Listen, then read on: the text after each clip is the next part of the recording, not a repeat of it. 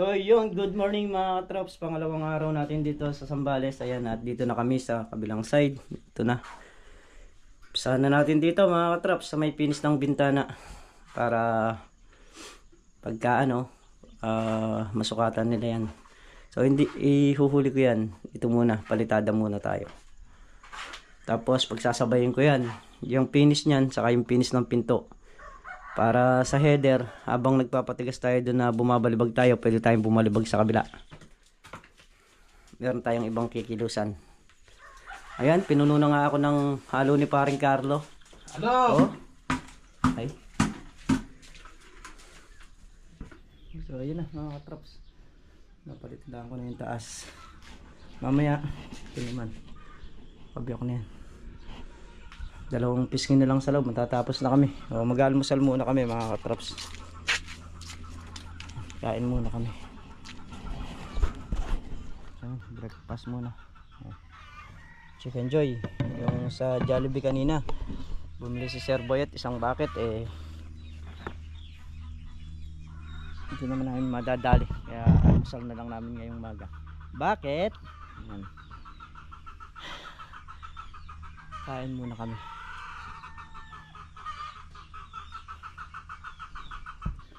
Yan, dira na tayo.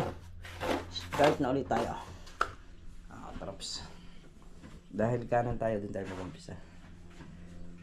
Papunta rito. So yun mga drops, kami magpupuro na dito sa aming pininis kanina.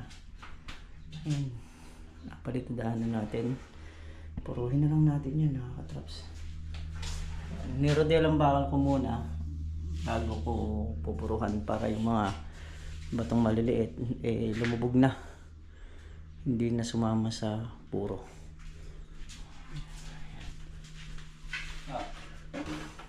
So yun, ito na lang, yung taas na lang, konti na lang yan. Yun na lang, hindi natin napupurahan ito, napupurahan na natin yan. Tapos ito, yan, nakapuro na yan.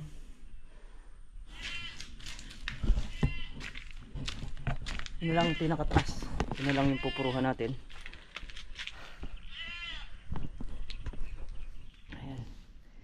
So yan mga katrops, bali tayo nakayari na doon sa ating ginagawa na palita dahil naka-ipinis na rin natin. Ayan. Pinis na yan. So ipipinis na lang yung bintana saka yung pinto. Ayan, ito okay na to, nakapinis na rin yan. Ito naman, sinasara ni paring Carlo yung sa may pasiwang ng yero dahil nga daw maraming mabait na pwedeng pumasok sa loob ng kisame. Kaya itong mismong kwarto, kikisamehan to. So kailangan maisa rin mga butas na yun para walang makapasok sa loob. Ayan. Sarado na yan, yun na lang. Saka itong harap na lang. Yun, okay. So yun mga katrops. Almusal muna kami. Bali nakapagporma na kami nung pinoporma na namin yung pasimano. Ayan, so kagabi nakapagpalitada rin tayo kahapon ng yung gilid na to.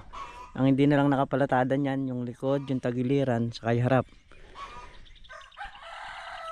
Ayan, pinoporma namin yung pasimano para mabuhusan at mapalitadahan na rin yung ilalim ng pasimano mga katrops. Mambom pa. So yun mga katrops, okay na yung mga bubuhusan. Ayun na. Sa loob ng 2 araw, ayan yung nagawa natin. Yan. Saka yung nandito nga sa loob na nakapinis na. Ayan, i-repair ko na lang yung mga gaya ng mga pinagdaanan nitong tubular kasi nga magagamit natin yung tubular na yan kahit sa labas mga katrops. So yun, gagawin natin ang dami yan, papatungan lang natin ng tubular para makapagpalitada tayo dyan.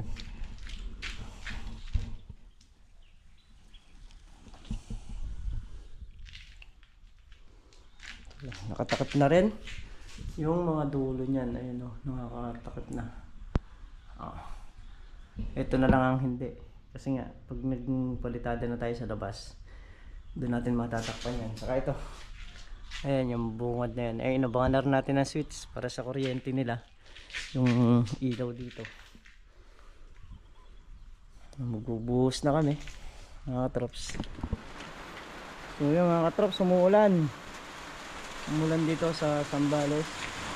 Ayan, kami ay nagbuhos nitong kusimana.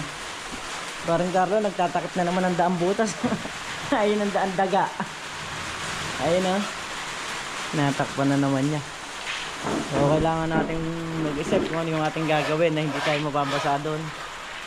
O maghahalo dyan sa labas. Kailangan, dito muna tayo sa ano. Brasyada, pinto. Katrops. Ito muna yung titirahin natin. Para dire-diretso pa rin yung ating paggawa dito sa Sambales. Ayun mga trops, tinanim namin sandali yung ampalaya. Ayan na, habang pinapatigis kong ato kanina. Ayan, okay na. Ayan. Ito yung magiging hamba ng pintuan mga trops. Ayan. So makinis na, nakakanto na rin yan, magkabila. Ayan. Okay na yan. So yung kabila na to, pipinis to ng diretso, tapos magkakaroon siya ng basyada. Yan.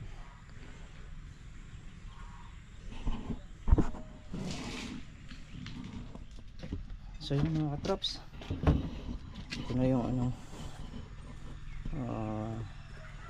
pinakapatungan ng kalan. So dito may asinta pa yan mga katrops. Ayan. Tapos extended yan dito, lalagyan ng hugasan. Bali magkakahulog pa kasi dyan yan eh. Maglalagay pa tayo ng poste dyan na dalawa. Ito yung kalanan na patungan nila. Yan yung ating ipoporma ko muna to. Kasi nga magpapalikada muna tayo dito sa may harap. Ayan. Yung harap na yan, papalikadahan muna natin. So, yung pinto, ito yung kabiyak na pininis natin kahapon. Tapos, yan, okay na. Pinakapasimano. Paikot yan, pati sa kabila. Ngayon, kakasal na tayo rito. Kakasa ko muna yung ano, lababo. Para pagka yung medyo oras na at may natira tayong halo, pwede nating ibuhos doon.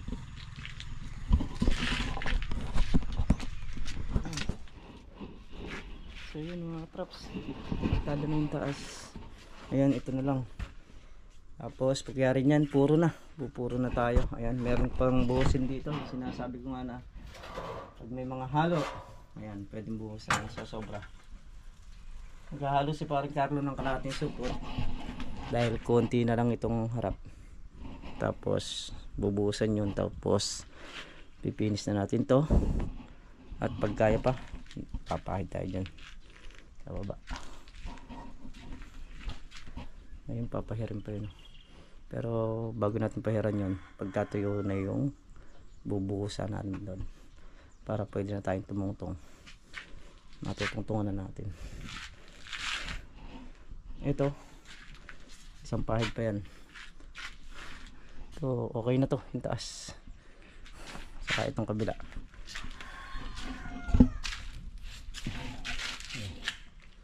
Okay na yan, makatraps. Ito na lang, magmula rito sa may switch. Ito yung switch dito sa labas. Magmula dyan, yan na lang yung ating papalitadahan. So habang nagpapalambot tayo mamaya ng halo, weldingin muna namin yung kulong-kulong. Gawa nga nung bumigay yung sa ilalim. So kailangan nakasentro din yung gulong nun para hindi siya wiggle.